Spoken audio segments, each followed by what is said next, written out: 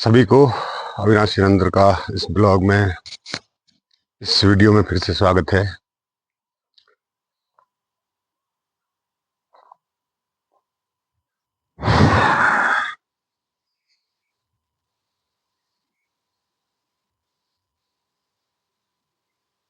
प्रकृति के इस मनमोहक प्रकृति की इस मनमोहक गोद में हमें फिर से अस्तित्व की गहराई में गोता लगाने का मौका मिल रहा है। और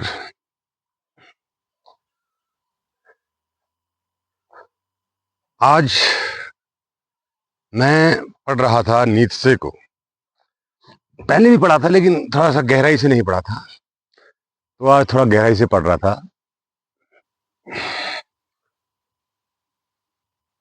तो मुझे जो बहुत सारी कही उन्होंने, बहुत एक अद्भुत विचारक और दार्शनिक रहे हैं नीत्शे, जिनने कहा कि धर्म वो अफीम है जिसके नशे में सारा जगत है। इस तरह की बात उन्होंने कही और धर्म को उन्होंने मनुष्य की प्रगति में सबसे बड़ा बाधक माना। ईश्वर को भी उन्होंने एक काल्पनिक षड्यंत्र कहा। और उन्होंने सबसे जो बड़ी गजब की बात कही वो ये कही, जो मुझे लगी, उन्होंने कहा जो भी दार्शनिक सत्य की खोज की घोषणा करता है, तो वो जब सत्य की खोज की घोषणा कर रहा होता है, उससे पहले उसके जो कुछ पूर्वाग्रह होते हैं, उन पूर्वाग्रहों को ही सत्य सिद्ध करने के लिए वो तर्क खोजता है और तब वो कहता है कि हाँ, मुझे सत्य मिल गया। जैसे बुद्ध को मानने वाला, अगर बुद्ध के विचारों से प्रभावित व्यक्ति ये घोषणा करता है कि मुझे सत्य प्राप्त हो गया, सत्य उपलब्ध हो गया, तो वो वही बुद्ध का जवाब दोहरा सकता है कि आपको क्या मिला। तो ये कह सकता है कि मुझे मिला कुछ नहीं और मैंने सब कुछ खो दिया। क्या खो दिया?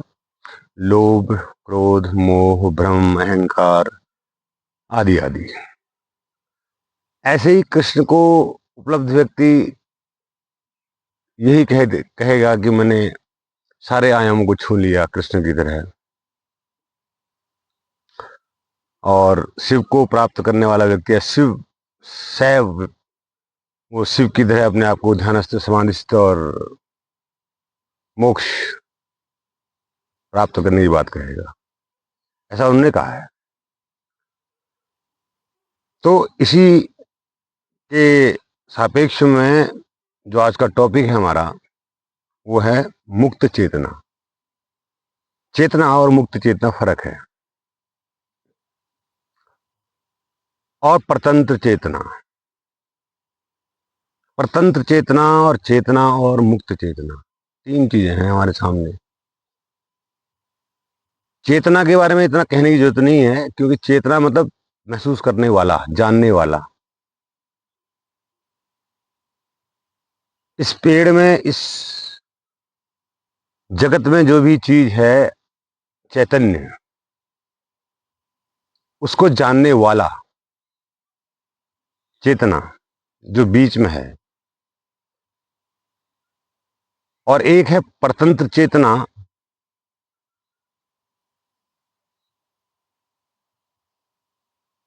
इसको डिफाइन करना बहुत मुश्किल है, परतंत्र चेतना को, क्योंकि परतंत्र चेतना का अर्थ है मन। अब मन परतंत्र किसका है? वैसे तो प्रत्यक्ष रूप से किसी का नहीं है, वो इंद्रियों का जो है, जो इंद्रियां हैं उनका गुलाम मान लीजिए उसे आप। परतंत्र है वो। चेतना का वो हिस्सा जो परतंत्र है, इंद्रियों का, परतंत्र चेतना। मुक्त चेतना वह चेतना जो सभी सामाजिक, बौद्धिक, धार्मिक बातों से परे है। मतलब जिसने अपना रास्ता खुद चुना हो, अपना चुनाव खुद किया हो, वो भीड़ में ना हो, भीड़ से अलग हो, समाज से अलग हो, उसकी विचारधारा कहीं से कहीं तक किसी से मैच ना करती हो, और उसकी जो विचारधारा है स्वयं की विचारधारा हो, मुक्त चेतना है।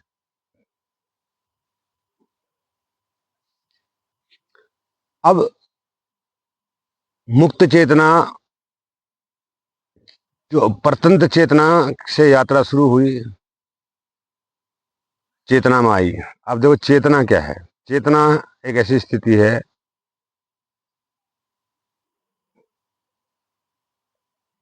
चेतना एक ऐसी स्थिति है जो ये मान के चलिए, only pure consciousness means there is no slavery or there is no freedom, just like the consciousness of whole entire universe,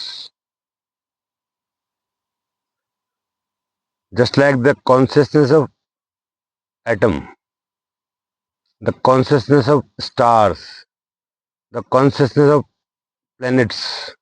This is only consciousness. There is no boundary for slavery consciousness or freely existing consciousness. तो ये सब चीजें नहीं है। तो मुक्त चेतना की यात्रा सभी की होती है, और दार्शनिक बहुत सारे हुए हैं, बहुत सारी बातें उन्होंने कही हैं, और वो भी ठीक है, उनका कहना कि सबका अपना अपना अलग विचार है, अपने अपना अलग अनुभव है। जैसे नीचे कहते हैं कि जो व्यक्ति अहंकारी है उसको अहंकार करने करने से रोकते क्यों है? अहंकार करने दो भाई। उसने अगर कोई पोजीशन हासिल की है, वो उसको शो ऑफ करना चाहता है, तो उसको तुम्हारा धर्म क्यों कहता है कि तुम अहंकारी हो, तुम विनम्र बनो, और वो तुम्हारा गरीब गब्बर। हाँ, तो बीच में एक फोन आ गया, तो हम चेतना की बात कर रहे थे।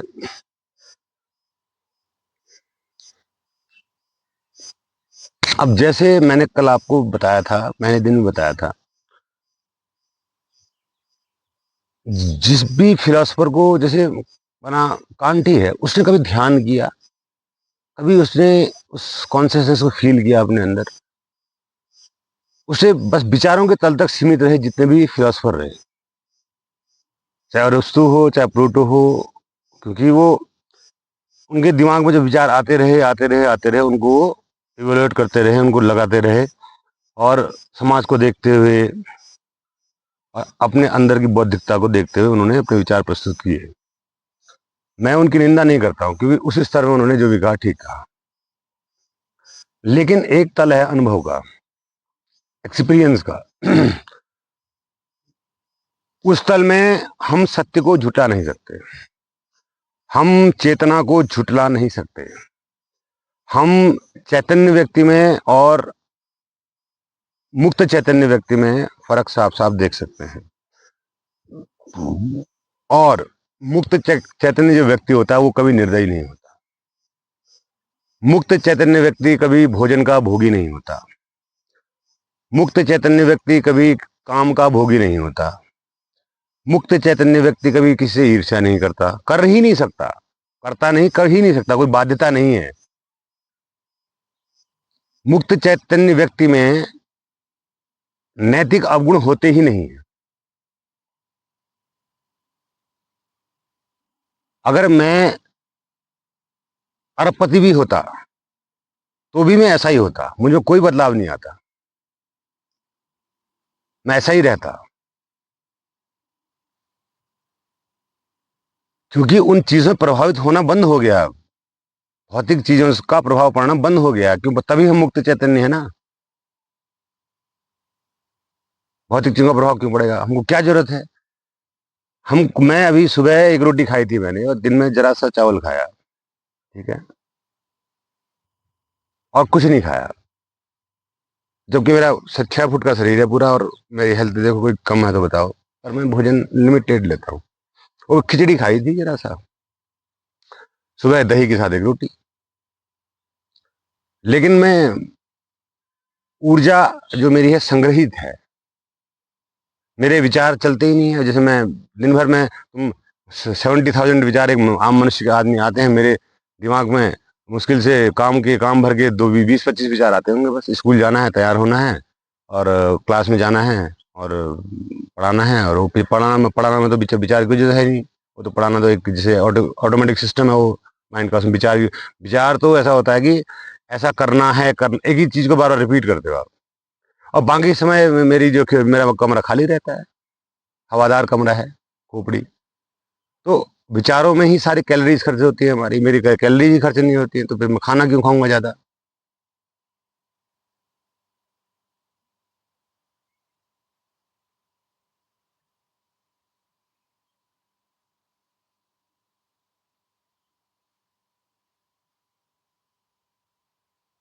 तो मुक्त आकाश, हमारी चेतना,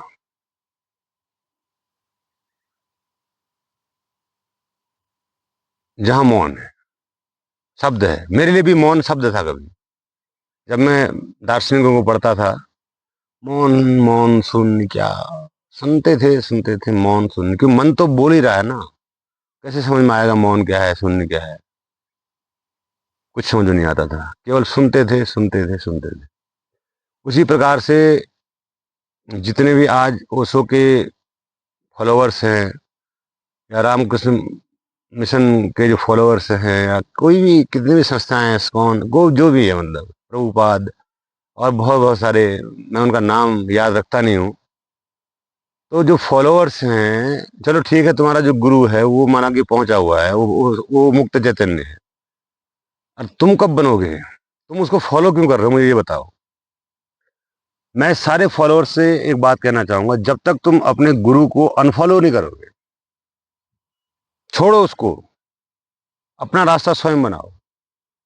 उसने सिखा दिया ना कैसे होता है करके, उसने दे दिया तुम्हें ज्ञान, उसने दे दी तुम्हें ब्रह्मनाद, क्या नाद विधि कहते हैं, क्या कहते हैं, नाद विधि, और पता नहीं क्या क्या विधियां हैं। शिव जी ने तुम्हें दे दी 112 विधियां। ऐसे किसी से मंत्र दे दिया तो भैया जयराम जी की, बस हम चले अपने रास्ते। अब ये गुरु गोविंदो खड़े काके लागू पाए बलिहारी गुरु आपने गोविंद बताया, चालाक गुरुओं ने लिखा हुआ है, ताकि ये भगत बने रहें और हमारी इज्जत बनी रहे और धन पानी आता रहे और सब चलता रहे।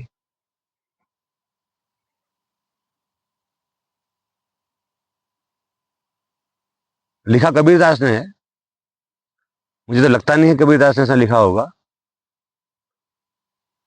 पर लिख भी दिया तो उनका भाव अलग अर्थ में होगा, क्योंकि गुरु और गोविंद, क्योंकि वो तो निरंकारी चैतन्य थे, और गोविंद की तो बात ही नहीं, कोई गोविंद व्यक्ति तो है नहीं गुरु के सामने जिससे गुरु और गोविंद की तुलना की जा सके।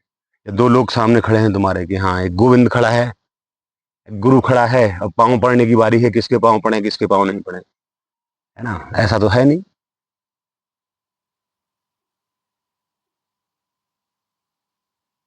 तो इसीलिए गुरु से मुक्त हो जाओ, पहली बात। इन आश्रमों से मुक्त हो जाओ, दूसरी बात। ध्यान शिविर केंद्र में जाओगे तुम, अरे घर में ध्यान करो, प्रकृति की गोद में जाओ, मेरे यहाँ आ जाओ, खुला है, पड़ा पड़ा है सारा, यहाँ आगे बैठ जाओ, किसी पेड़ के नीचे ध्यान करो। इतनी सारी खूबसूरती यहाँ मौजूद है। और ध्यान करना क्या है? आ जाना है और बैठ जाना है। बहती हवा को महसूस करो, वर्तमान को महसूस करो, इस आवाज को महसूस करो। मन खुद ही शून्य हो जाएगा वर्तमान में आओगे तो। कोई विधि थोड़ी है तो ध्यान की, कोई विधि नहीं होती है। ऐसी मुद्रा लगाओ, वैसी मुद्रा लगाओ, ऐसी मुद्रा लगाओ, हैं, ऐसे पाँव में खड़े हो जाओ, ऐसा कर लो, वैसा कर लो, कान बंद कर लो, मुंह बंद कर लो। अजीब अजीब विधियां बना रखी हैं। मैं उनकी निंदा नहीं कर रहा हूँ, उनको लगा होगा ऐसा करना चाहिए तो उन्होंने की बताया होगा, और मुझे जो लगा वो सहज रूप से बता रहा हूँ कि आओ और बैठ जाओ, और वर्तमान में के प्रति सचेत हो जाओ। तो आपका जो मन है वो धीरे धीरे विलीन होना शुरू हो जाएगा। मैं मन को मारने की बात नहीं करता। चेतना कभी, चेतना का ही एक पार्ट है मन, कभी मर नहीं सकता, असंभव बात है। आपने उस मन, जैसे ये समझ लो कि जैसे एक कोई सर्कल है, उसका 1/8 पार्ट, बाकी वो ब्लू कलर का है, बाकी 1/8 रेड कलर का है।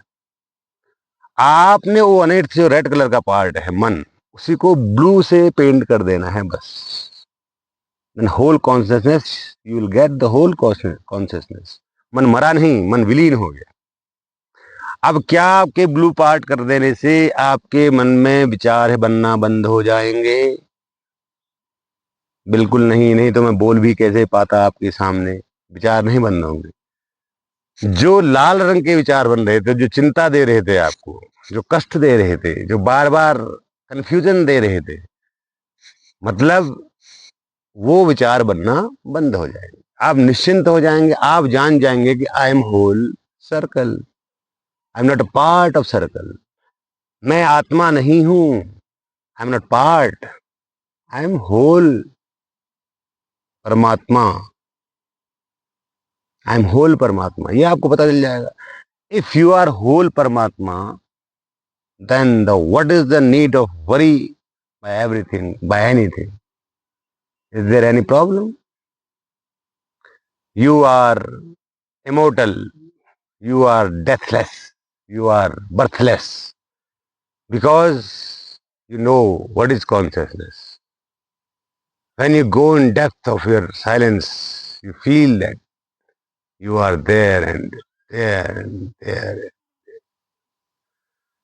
Everywhere you are there, you feel like that. But from outside, the people see to you a specific body, a particular body you are. But by yourself, by you, you are whole universe. It's not an illusion. It's not an illusion because why it is illusion? If you see a picture of anything, just like a car, I'm watching the car.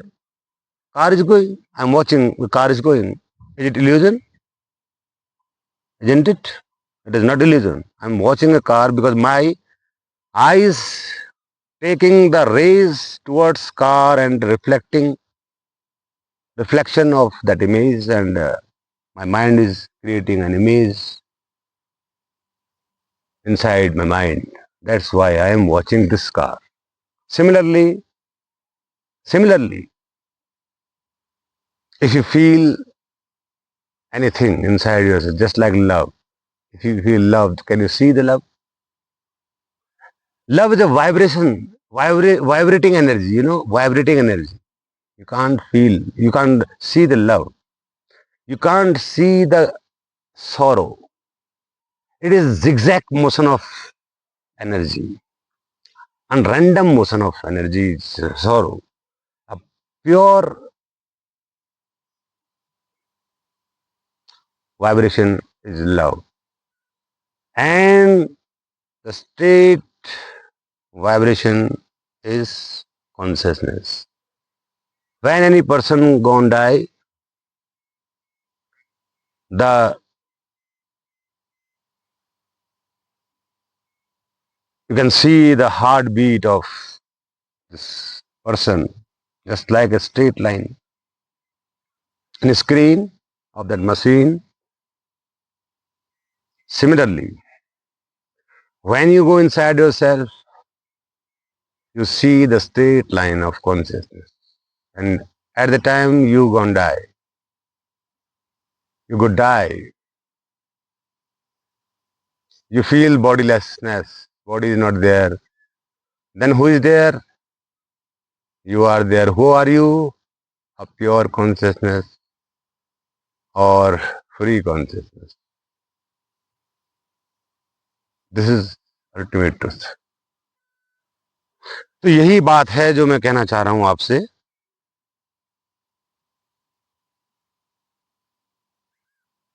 अब बार बार कह रहा हूं,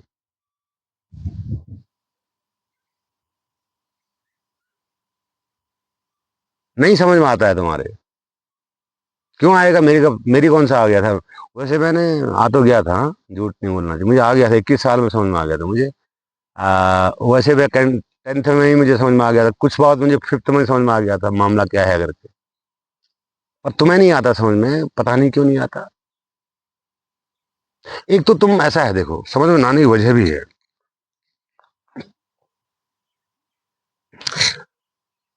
तुम हमेशा एक ऐसे वातावरण में पलते हो जहां सब सुविधाएं तुम्हें मिलती हैं, सारे सुख सुविधाएं मिलती हैं, और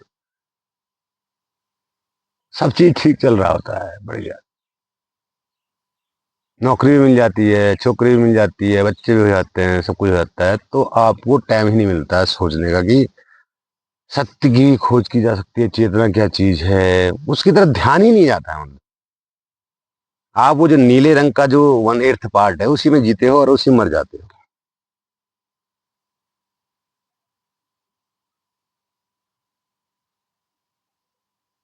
और ठीक भी है, वरना सब मुझ जैसे ही हो जाएंगे तो फिर चलेगा कैसे। वैसे मैं भी अपना रोल तो अदा कर ही रहा हूँ, एक जगह मैं पढ़ाता हूँ स्कूल में, तो मेरा रोल है मनुष्य होने के नाते वो मैं कर रहा हूँ। कोई बाबा तो हूँ नहीं कि जो है भक्तों को पकड़ के बैठा हूँ, है ना, ऐसा कुछ नहीं है। मैं अपने पेट की रोटी खुद से कमा लेता हूँ, इवन कमा ही क्या लेता हूँ, अपने सारे पैसे पत्नी को दे देता हूँ, मैं खुद ही जो है वो कर लेता हूँ। अरे यार, अब कॉल भी किस किस टाइम आती है। तो मित्रों ये बात है। चलो थोड़ा सा ना यहाँ का दृश्य दिखाते हैं, यहाँ का भी देखो कितना मजेदार दृश्य है।